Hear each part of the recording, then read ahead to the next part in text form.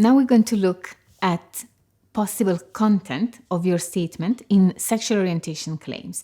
These are just some examples and some questions that you may want to ask yourself when you're drafting your statement. As we said in previous videos, this is your story, and it is very important that you are as open as possible and as detailed as possible. These are some questions that you may want to ask yourself and points to think about when you are preparing your statement in sexual orientation claims.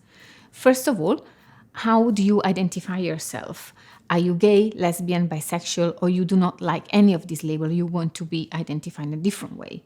This is important, and it has to be explained and described in your statement. In relation to problems in your country of origin, think about any difficulties you had in the past, if you had any problems, if you've ever been attacked, or if you experience any trauma or any problems. This has to be described in detail. It may be very difficult, so it's helpful for you perhaps to write it down in your own time and then give it to your lawyer. And your lawyer will ask you different questions, new questions, but you don't have to go through it from scratch for the first time with your solicitor, or even worse, at your interview with the Home Office. Think about times in your country of origin when you started feeling differently, when you started to feel attracted to people of your own sex and gender, and think about how old you were. Try and put dates if you can remember, and try to explain how you felt. Is there a first time when you remember being attracted to somebody? Did you have any experience, romantic or sexual, in your country of origin? If so, try to explain. You do not need to give specific sexual details, of course, but it is important to explain if you had any experience and how old you were and how did you feel. This is your story, so it has to be clear to the Home Office how you realize that you are gay, lesbian, or bisexual. If you had a relationship that doesn't match your sexual identity, for example, if you're a lesbian but you were married to a man, try and explain why this happened. Maybe your sexual orientation was different before, or maybe you were forced to marry somebody in your country. So all these have to be explained. You have to remember that everything has to make sense in the statement, so you have to give the Home Office the opportunity to fully understand your story, and therefore any event needs to be explained clearly.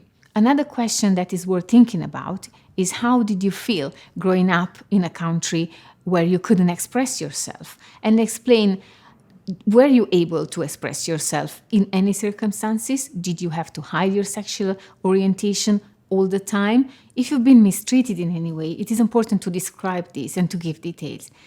Obviously, it may be very difficult to do that, but it is important that you try, because this is a very crucial part of your case, and it is important to describe any incident.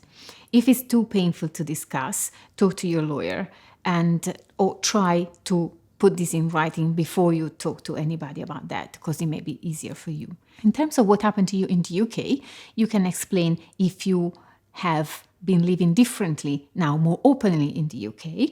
If you had any relationship, or if you have any relationship, you can discuss your experience here, what you are doing, if you're going out to places that are LGBT friendly, if you contact any organizations here to meet new people, etc. Finally, you need to think about what would happen to you if you went back. Because no matter what happened or didn't happen to you in the past in your country of origin, the main question to be answered is, what do I fear when I go back? So it is important that you describe your fear, what would happen, and explain why you fear that.